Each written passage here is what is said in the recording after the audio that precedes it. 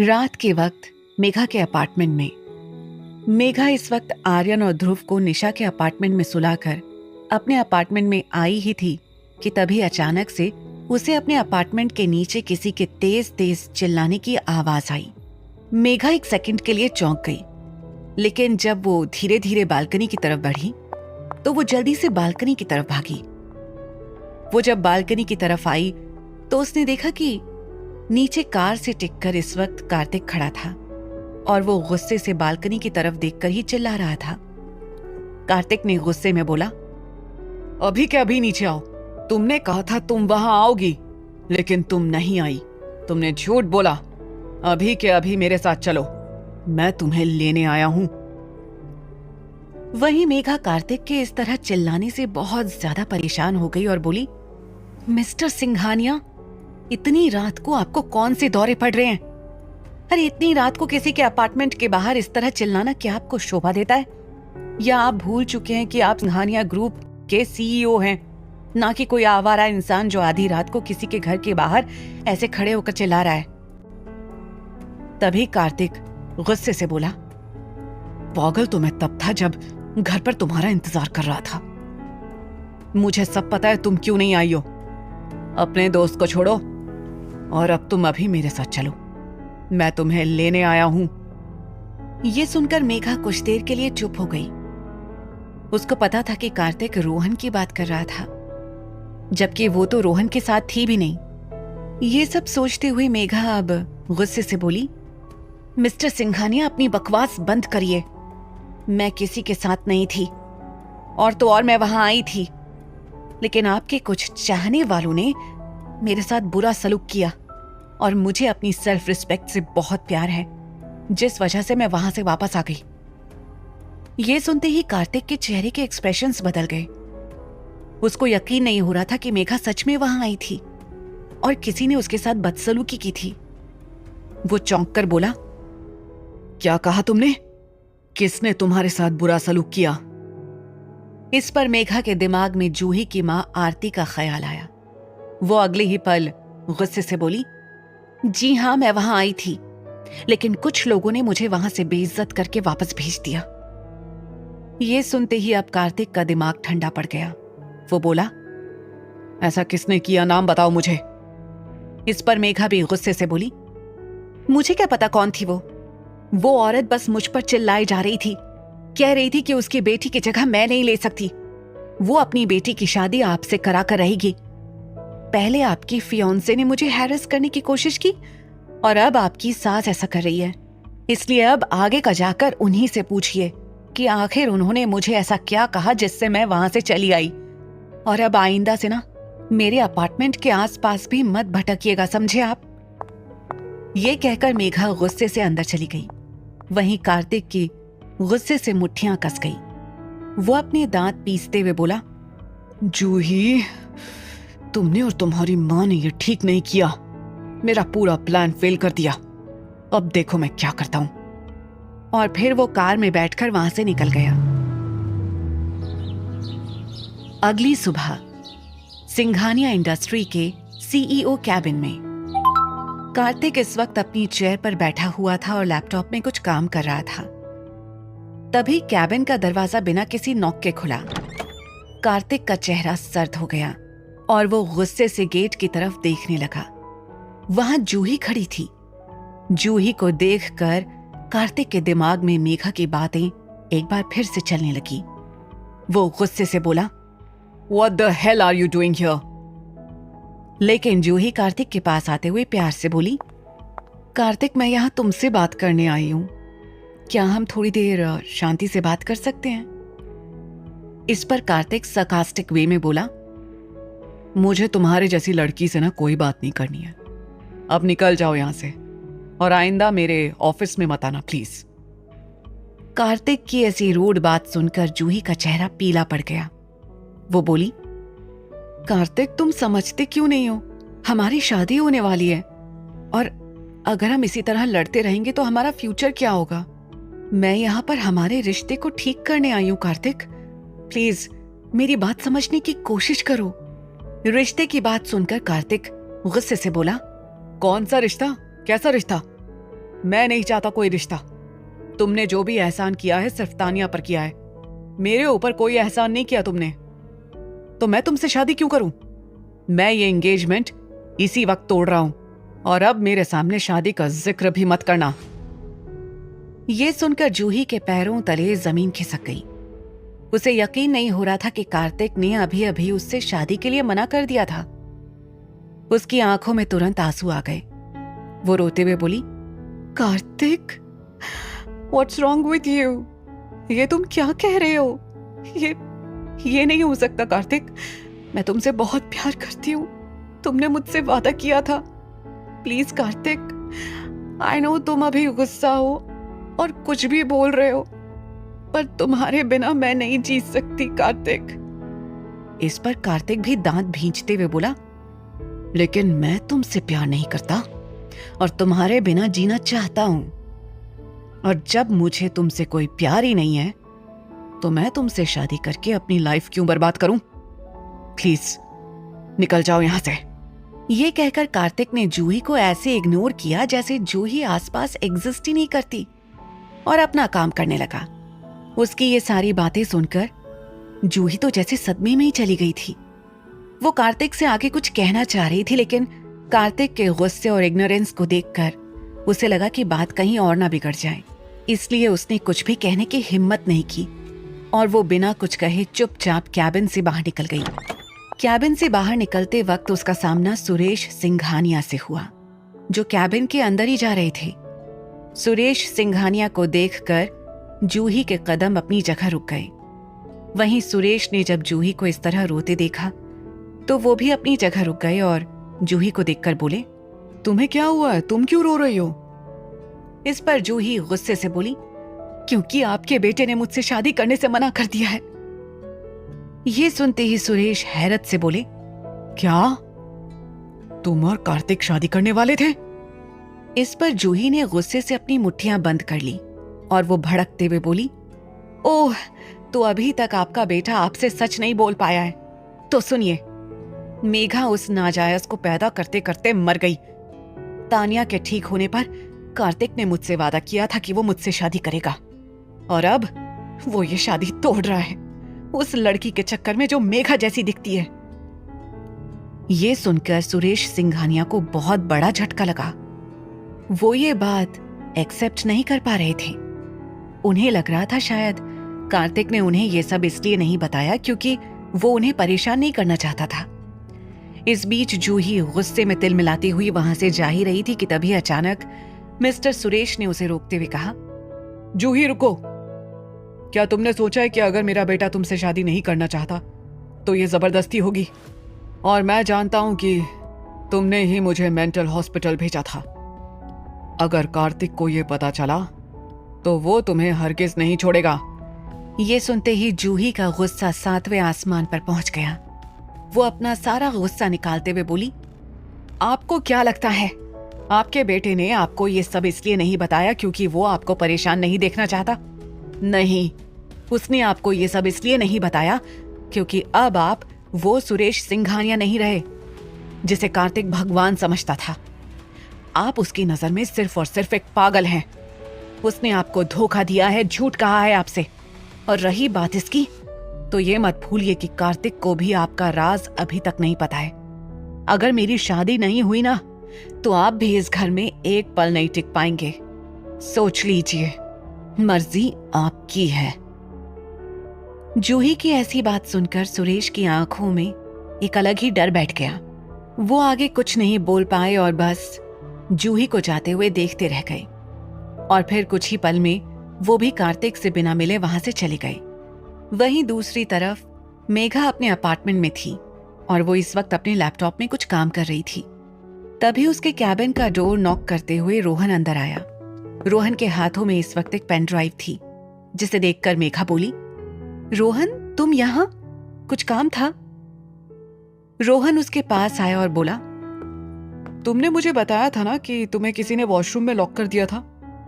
तुम कोई गलती से लॉक नहीं हुई थी, बल्कि किसी ने इंटेंशनली तुम्हें लॉक किया था, जिसका सबूत इस सीसीटीवी फुटेज में है जो मैंने अभी कुछ देर पहले होटल से निकलवाया है।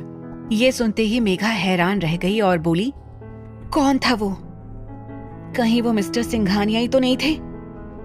इस पर रोहन उस पेन ड्राइव को उसके लैपटॉप में सेट करते हुए बोला, मुझे ये तो नहीं पता, लेकिन इसमें कोई लड़की है। पता नहीं, शायद तुम उसे जानती हो या शायद वो तुम्हें जानती हो। मेघा ने जैसे ही सीसीटीवी फुटेज वाली लड़की को देखा तो उसके मुंह से अचानक ही अपने आप निकला, जूही।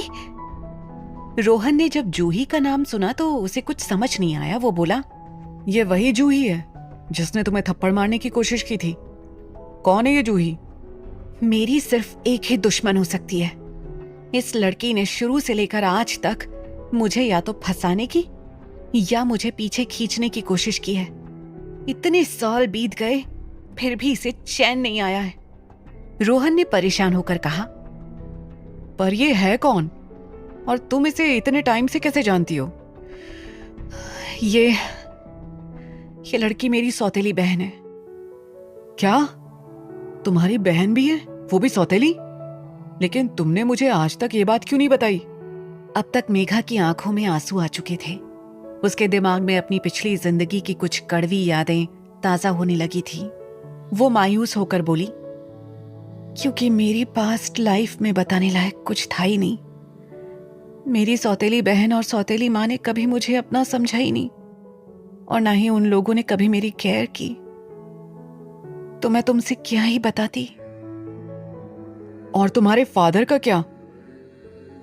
जब मैं बहुत छोटी थी तब पापा ने मां को छोड़ दिया था और उन्होंने दूसरी शादी कर ली थी और उन्हीं से ही मेरी स्टेप सिस्टर हुई थी। मेरी मां से ये सब देखा नहीं गया और वो मुझे लेकर उस घर से चली गई। उन्होंने मेरी मां के साथ बहुत गलत किया, लेकिन वो मुझे मेरा हक देना चाहते थे।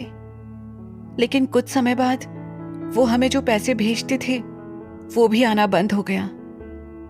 हमें पता चला कि उनकी नई वाइफ नहीं चाहती थी कि वो हमारे लिए कुछ भी करें। वो सब कुछ अपनी बेटी को देना चाहती थी। जब मेरी कार्तिक से शादी हुई तो मेरी माँ हॉस्पिटल में थी। उस बीच वो वापस आए और मुझसे माफी मांगकर मेरे साथ रहने की गुजारिश की, पर मुझे नहीं पता था कि वो मेरी जिंदगी इस तरह बर्बाद कर देगी। रोहन को अब समझ आ गया था कि आखिर मेघा ने कभी उससे अपनी स्टेप सिस्टर या मदर के बारे में क्यों कुछ नहीं बताया। उसके पास अब कुछ कहने को बचा ही नहीं था। वो बस मेघा को गले लगाना चाहता था, लेकिन वो चाहकर भी ऐसा नहीं कर सकता था। वहीं दूसरी तरफ कार्तिक के ऑफिस में कार्तिक अपना सर चेयर से टिकाए खुद को काम करने की कोशिश कर रहा था कि तभी अचानक उसका फोन रिंग होने लगा। कार्तिक ने फोन देखा तो कॉल किसी अननोन नंबर से था। उसने फोन को कुछ देर तक घूरा और फिर कॉल पिक कर लिया। अभी वो कुछ बोलता तभी उधर से कुहू की आवाज आई, डैडी गेस करो मैं कहाँ हूँ? कुहू की आवाज सुनकर कार्तिक चौंक गया और तुरंत बोला, बेबी कहाँ हो आप? और ये किसके नंबर से आप कॉल कर रहे हो? कार्तिक को उधर कॉल के पीछे से बहुत शोर सुनाई दे रहा था। उस शोर को सुनकर वो डर कर बोला, कुहू क्या तुम कहीं बाहर गई हो? क्या नैनी तुम्हारे साथ है? तभी कुहू चहकते हुए बोली, नो डैडी, मैं यहाँ अकेले अम्यूजमेंट पार्क आई हूँ, जहाँ नैनी ने मुझे पहले लाया था ना वहाँ। पर इस बार मेरे साथ नैनी आंटी नहीं आई है। पर आज मुझे बहुत मजा आने वाला है। मैं सारे झूलों पर झूलूंगी। यहाँ बहुत सारे बच्चे भी हैं। झूले की बात सुनते ही कार्तिक के दिल की धड़कनें तेज हो गईं। उसे कुहू के लिए बहुत ज्यादा टेंशन हो गई। घबराहट से उसके चेहरे पर पसीना आ गया था। कुहू के अम्यूजमेंट पार्क में होने की बात सुनकर कार्तिक पैनिक होने लगा था, लेकिन उसने जल्दी से खुद को नॉर्मल किया और कुहू से फोन पर बोला, देखो कुहू बेबी, अगर आप डैड को फोन करके बोलती तो डैड आपको खुद यहाँ लेकर आते, लेकिन आप तो अकेले ही यहाँ पर आ गए। पर कोई बात नहीं, अब आप मेरी बात ध्यान से सुनना। प्लीज किसी भी झूले पर खुद से मत जाना। किसी भी अनजान आदमी से बात मत करना, ओके? डैड अभी आपके पास आ रहे हैं। कार्तिक की बात सुनकर कुहू जिद करते हुए बोली, पर डैडी, मैं यहाँ खेलने के लिए तो आई हूँ, तो अब मुझे खेलने दो ना। Bye daddy. बोलकर कुहू ने कॉल डिस्कनेक्ट कर दिया। कॉल डिस्कनेक्ट होने पर कार्तिक ने जल्दी से मेघा को कॉल किया, क्योंकि इस वक्त कार्तिक जहां पर था वहां से कुहू के पास जल्दी पहुंचना लगभग इम्पॉसिबल था। मेघा ने अपने गुस्से के चलते पहले उसका कॉल इग्नोर किया, लेकिन कार्तिक के दूसरी बार कॉल करने पर उसने कॉल रिसीव किया। कॉल रिसीव करते ही उसे कार्तिक की लड़खड़ाती हुई आवाज सुनाई दी। प्लीज कियारा, मेरी एक हेल्प कर दो प्लीज। कुहू कुहू किसी को बिना बताए अकेले अम्यूजमेंट पार्क चली गई है। प्लीज तुम उसके पास चली जाओ। तुम्हारा घर अम्यूजमेंट पार्क के बिल्कुल पास है। मुझे डर लग रहा है अगर कुहू को कुछ हो गया तो। प्लीज प्लीज मैं तुमसे रिक्वेस्ट करता हूं, तुम उसके पास चली जाओ। उसकी बात सुनकर मेघा भड़कते हुए बोली, आपने तो हद कर दी मिस्टर सिंघानिया। पहले तो आप मेरी पर्सनल लाइफ में घुस रहे थे और अब मुझसे मिलने के लिए आप अपनी बेटी का इस्तेमाल कर रहे हैं। मुझे इमोशनल ब्लैकमेल कर रहे हैं आप। मुझे पता है आप मतलबी हैं, लेकिन इतनी गिरी हुई हरकत करेंगे ये मैंने कभी नहीं सोचा था। But I am warning you, don't waste my time.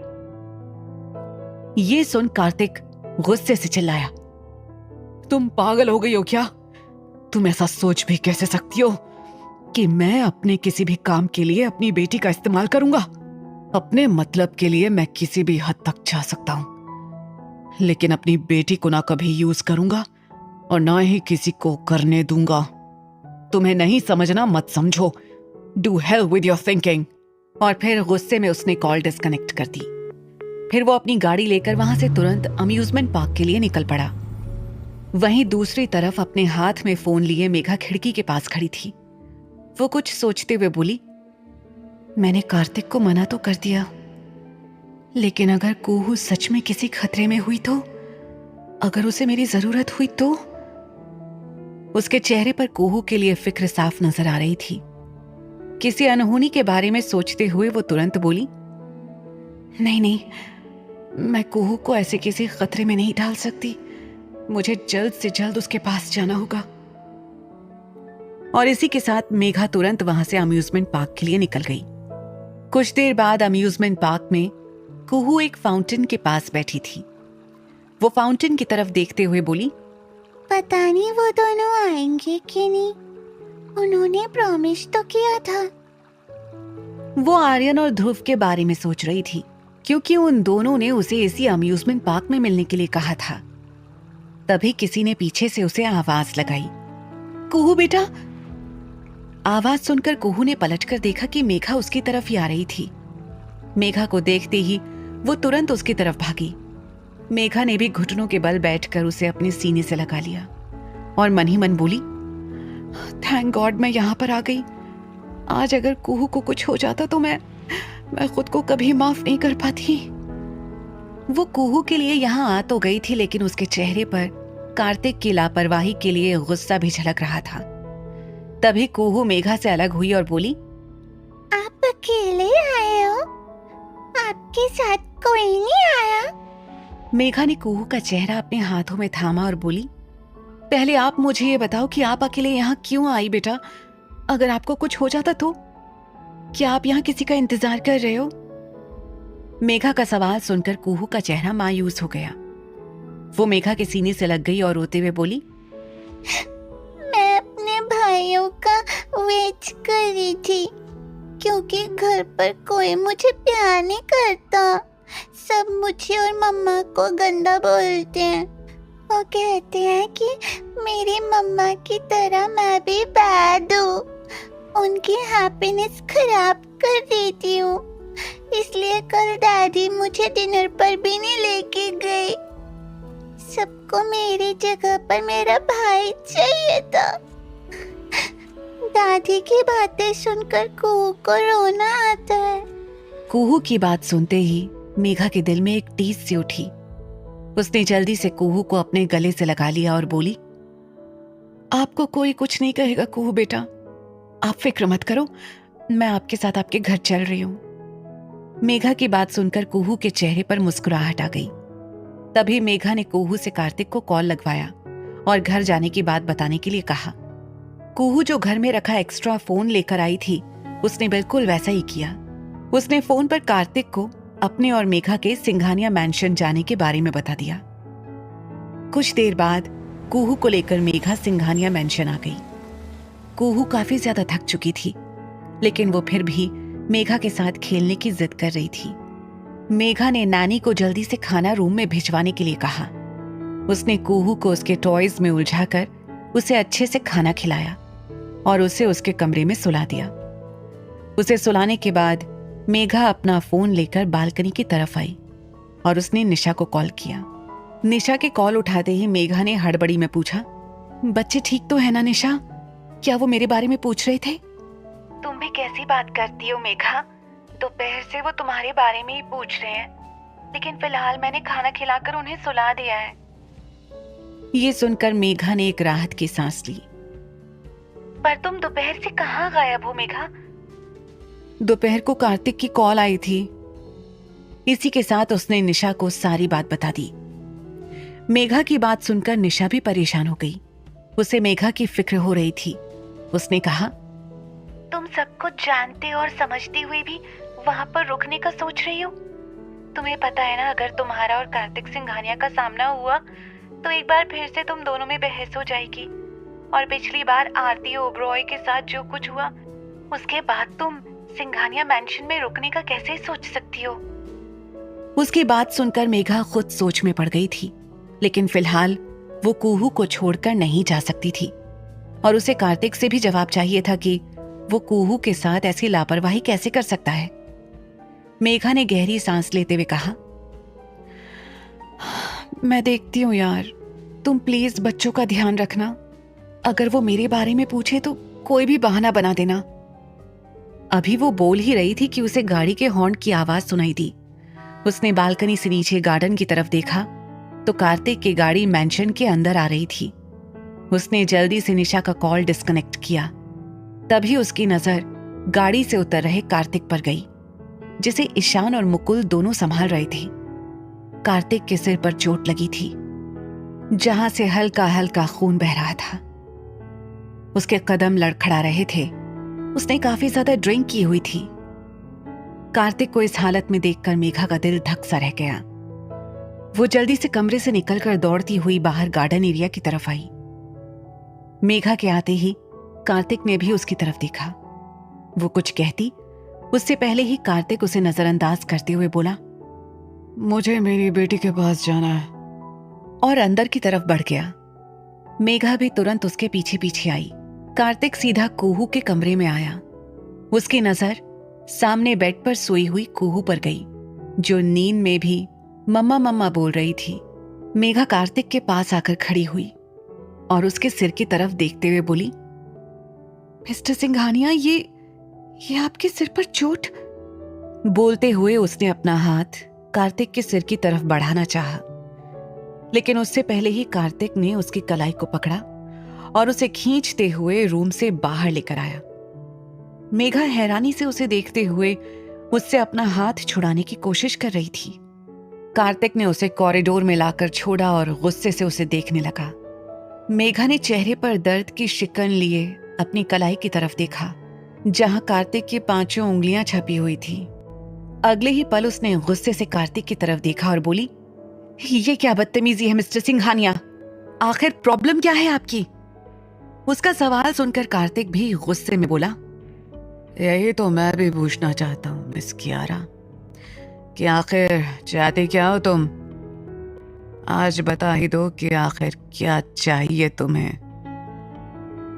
Kartik के बात करने के तरीके से मेघा को समझ आया कि कार्तिक ड्रिंक करके आया था।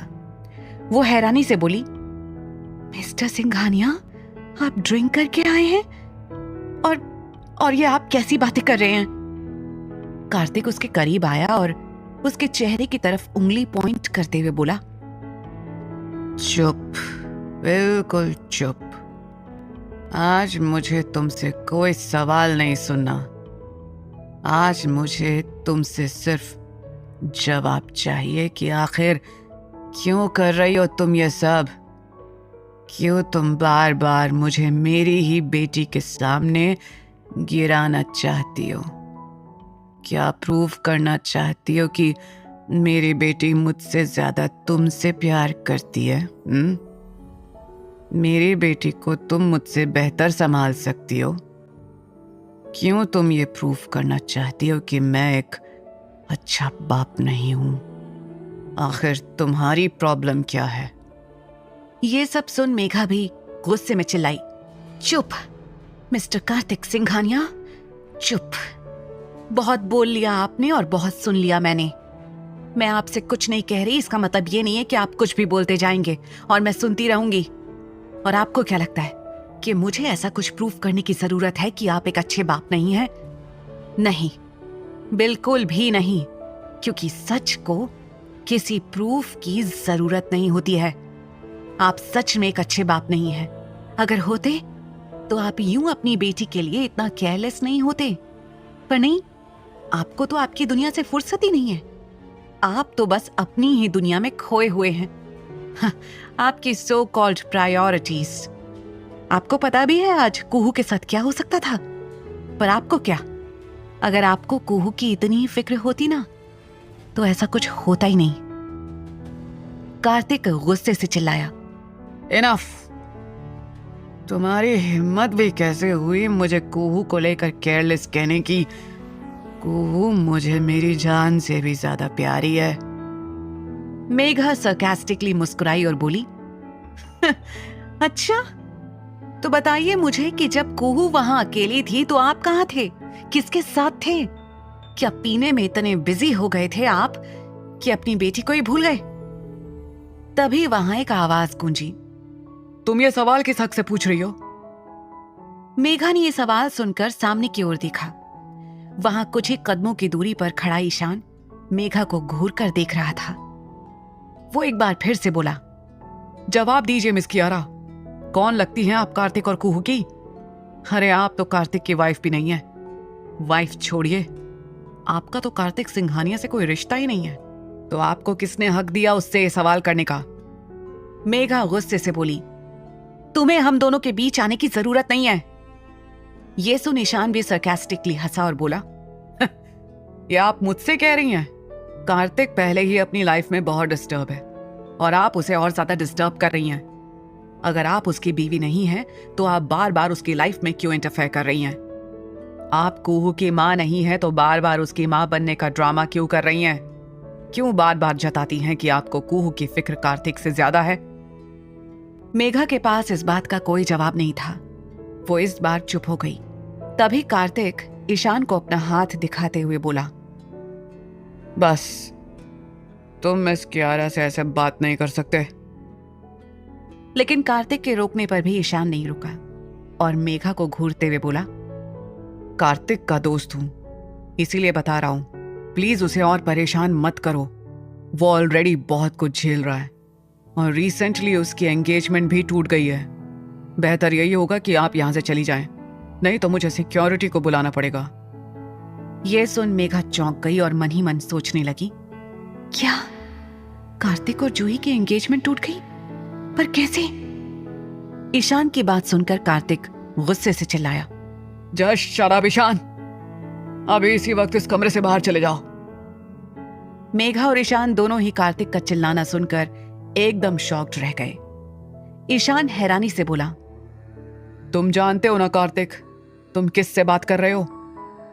कार्तिक बिना किसी एक्सप्रेशन के बोला, I said just get out from here. क्या ईशान की बातें सुनकर मेघा कर लेगी खुद को कुहू से दूर? कैसे हुआ कार्तिक का एक्सीडेंट और क्या इस एक्सीडेंट के पीछे किसी की साजिश है? जानने के लिए सुनती रहिए जाने तो कहां है।